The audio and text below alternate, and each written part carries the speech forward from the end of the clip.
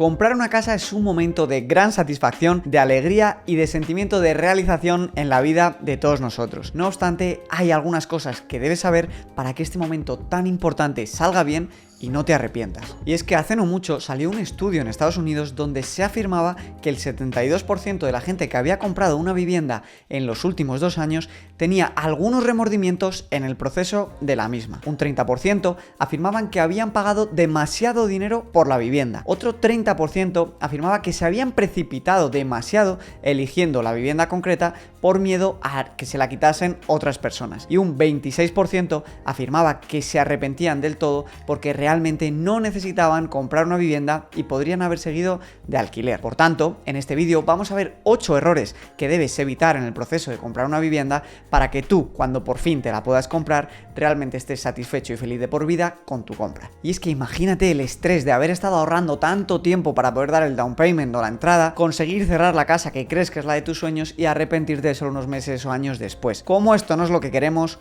vamos con los errores. El error número 1 que muchísima gente comete es lanzarse a ver viviendas e incluso hacer ofertas y comprometerse en la compra de una vivienda sin tener una preaprobación del banco para la hipoteca que se pueden permitir. Lamentablemente, me han llegado mensajes de seguidores por Instagram que me decían que han perdido la reserva de viviendas porque finalmente el banco no les ha dado todo el dinero que ellos pensaban a priori que les iban a prestar. Este error es muy sencillo de evitar y te puedes ahorrar desilusiones muy grandes simplemente yendo a los bancos antes de iniciar el proceso de visitas e incluso de ofertas y presentándoles un estudio económico con tus bienes, con tus deudas, con tus activos y con tus ingresos para que ellos puedan preaprobarte y decirte qué cantidad te van a prestar y a qué tipo de interés, y así sepas exactamente qué pisos o casas debes de ir a ver y cuáles son las que te vas a poder permitir. El segundo error más común al comprar una casa es precipitarse, ver un par de ellas y decidirse por una porque crees que es la casa de tus sueños y que si no haces una oferta rápida te la van a quitar. Es algo, digamos, demasiado atrevido meterse en una reserva de una casa sin haber visto por lo menos entre 15 y 30 viviendas antes para poder comparar dentro de esa zona, en zonas cercanas, etcétera, etcétera. Así, si ves más viviendas, tendrás claro exactamente cuál es el precio justo, cuál es el precio de mercado, qué pros tiene una casa, qué contras tiene otro, y todo esto te ayudará a negociar a la baja el precio de una vivienda, porque para negociar el precio de una vivienda no vale decir, oye, yo te hago esta oferta porque sí, no, tendrás que presentarle datos objetivos y reales de por qué esta casa vale menos que otras y por qué tu oferta es hasta X dinero. Pero es que además muchísima gente se compromete a comprar un piso o una casa solo con una visita, y esto es un error enorme, porque con una visita no te da tiempo a entender si el barrio es el adecuado, si justo los vecinos de al lado son gente normales o son problemáticos. Lo que deberías de hacer antes de comprometerte a dar una reserva o una señal es pasar en numerosas ocasiones y en distintas horas del día y de la semana para comprobar de verdad el entorno que hay, hablar con los vecinos, hablar con los porteros si hay, y así enterarte de todo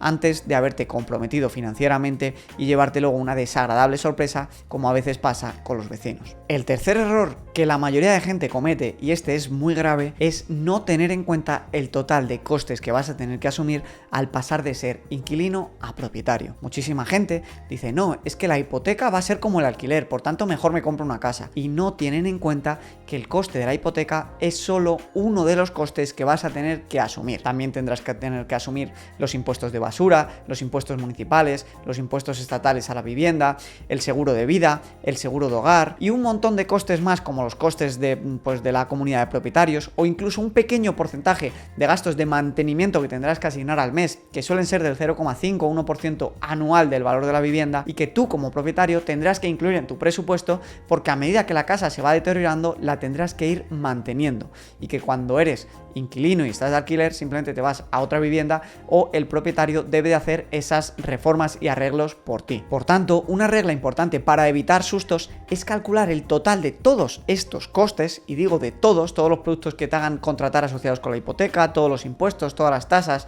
y en la estimación de mantenimiento a lo largo de los años, meterlos en un Excel y que comparativamente solo supongan el 30% de tus ingresos netos. Ojo, después de impuestos, que hay mucha gente que los calcula antes de impuestos y esto es un error. Si el total de costes de hipoteca más todo esto que comentamos es superior al 30% de tus ingresos, no deberías comprarte la casa. El cuarto error es comprarte una casa sin entender cuáles son tus tiempos. ¿Qué quiero decir con sus tiempos? Pues que si tú te compras una casa para vivir menos de 6-7 años, años, lo más seguro es que pierdas dinero en el proceso. Incluso aunque la casa se revalorice, probablemente pierdas dinero porque cuando compras una vivienda tienes, aparte del coste total del precio que tienes que pagar por ella, entre un 10 y un 15% de sobrecoste por notarios, impuestos y gestiones y los papeles, comisiones del agente inmobiliario, etcétera, etcétera. Pero es que cuando vendes, vuelves a tener este sobrecoste. Por tanto, si la vendes dentro de 5 o 6 años, será bastante improbable que se haya revalorizado más de un 30, 40 o 50%, que es lo que necesitarás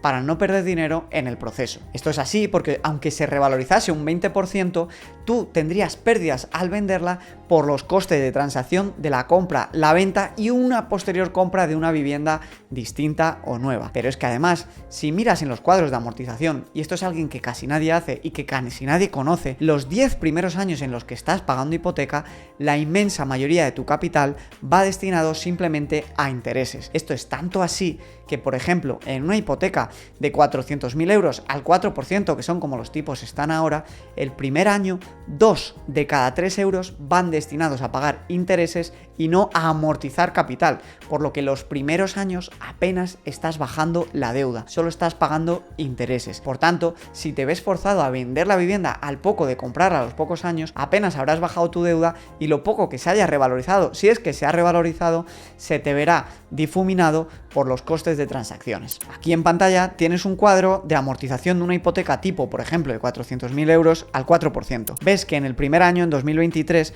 de los 23.000 euros que pagarías, 16.000 prácticamente van a intereses y solo 7.000 a reducir la cuota hipotecaria. Y solo estarías pagando más en amortización que en intereses a partir del año 13 o 14 de la hipoteca. Es una barbaridad. Y sí, es verdad que hay estados como California, Florida, estados en Nueva York, Madrid o Barcelona, en el que en los últimos años las casas se han revalorizado muchísimo, pero no en todos los lugares ha habido revalorización del real estate. De hecho, hay muchos estados, ciudades y pueblos que no han superado aún los máximos de 2008. Así que no cuentes con una hipotética revalorización para comprar una casa y venderla en poco tiempo. El quinto error que la mayoría de la gente comete es coger la primera hipoteca que le ofrecen y no pedir más ofertas de hipoteca en distintos bancos. No te confundas, no eres una víctima de un banco, eres alguien que se puede, entre comillas, aprovechar de ellos. Pero para eso, evidentemente, tienes que presentar bien tu perfil crediticio, tus ingresos, tus bienes, tus deudas y pedir pues que se peleen entre comillas por ti. Para eso lo mejor es invertir unas cuantas horas en hacer este perfil de crédito, ¿no? Este perfil económico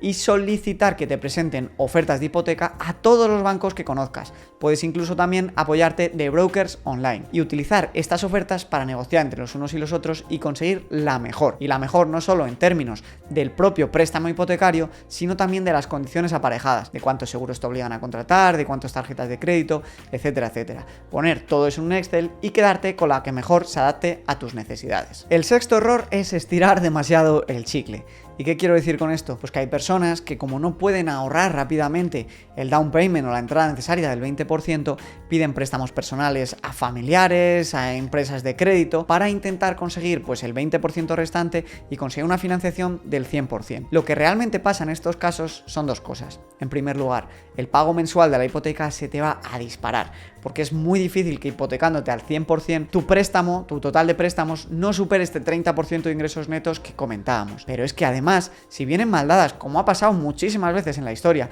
y a los pocos meses o años de comprar tu vivienda, el mercado se desploma un 20 o un 30%, tú te vas a encontrar con que debes el 100% del préstamo hipotecario y tu vivienda va a valer menos que ese 100% del préstamo hipotecario. Y así, amigos, es como se llegó en el 2008 a una oleada de desahucios tremenda. Y si evitas simplemente este error y solo te metes en una vivienda cuando puedas afrontar el 20 o el 25% de la misma sin muchos problemas, te evitarás estos problemas de desahucios, demoras y de intereses de recargo. Para ello, aparte de tener el 20% para poder afrontar el down payment o la entrada, lo que es muy recomendable es que tengas un fondo de emergencia de al menos 6 meses del coste de la hipoteca. De esta manera, si justo te despiden o ocurre algo pues que no te esperabas, podrás hacer frente a los pagos incluso aunque no estés trabajando en ese momento. El error número 7, y ya solo nos quedaría este y otro más, es meterte en la compra de una vivienda que tienes que reformar y no pedir pedir presupuestos antes de cerrar la compra y de comprometerte pues con unas arras o con un contrato de reserva. Incluso mis amigos profesionales que se dedican a comprar, reformar y vender o comprar, reformar y alquilar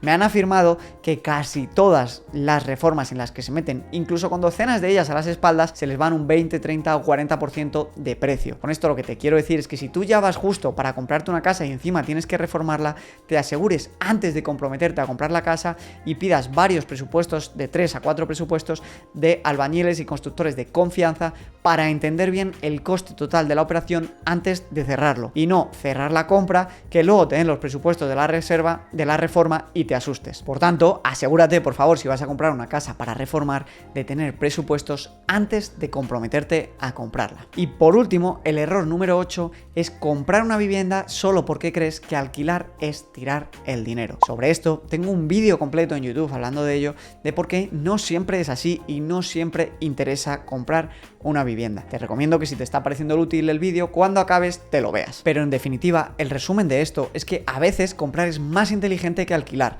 pero otras no. Y es que la gente solo utiliza para saber si debe comprar o alquilar la comparación entre la cuota de alquiler y la cuota de hipoteca. Pero hay muchos otros factores, como hemos visto, de gastos mensuales y también la entrada que tienes que dar para poder convertirte en propietario de esa vivienda. Y es que, fíjate, en una casa de 400.000 euros, mínimo vas a necesitar el 20% de entrada, ponerlo en liquidez, más otro 10% o 12% de costes de cierre, y estos son más o menos unos 120.000 euros que vas a tener que dar para acceder a esa vivienda. Si esos 120.000 euros, en vez de invertirlos en la compra de tu vivienda, que no te va a generar ningún dinero, los inviertes en algo tan sencillo como es un fondo indexado al SP500 o al MSCI World durante 30 años, sin tener que poner ni un euro o un dólar más mensualmente,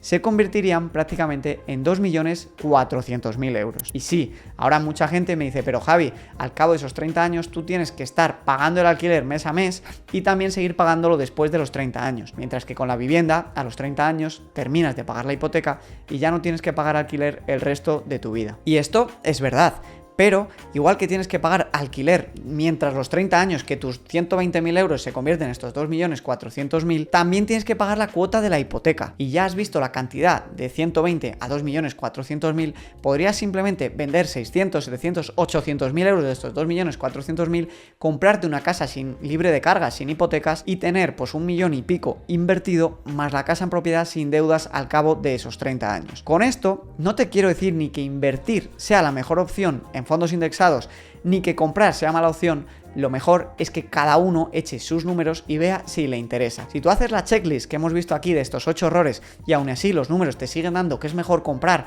o simplemente tú estás más tranquilo y más feliz comprando tu vivienda, mi recomendación es que lo hagas. Yo el día de mañana lo haré, pero lo haré cuando esté en un sitio en el que crea que voy a estar los próximos 10 años, que la casa que me pueda comprar pues cumpla con todos los requisitos y en definitiva que ninguno de estos 8 pasos pues me chirríe y me haga parar la operación. Si te ha parecido útil este vídeo o si crees que te voy a ahorrar algún error en el futuro, déjame en los comentarios, suscríbete y comparte este vídeo con otros amigos que estén cerca del proceso de comprarse una vivienda para que puedan ahorrarse errores que les cuesten decenas de miles de euros. Gracias.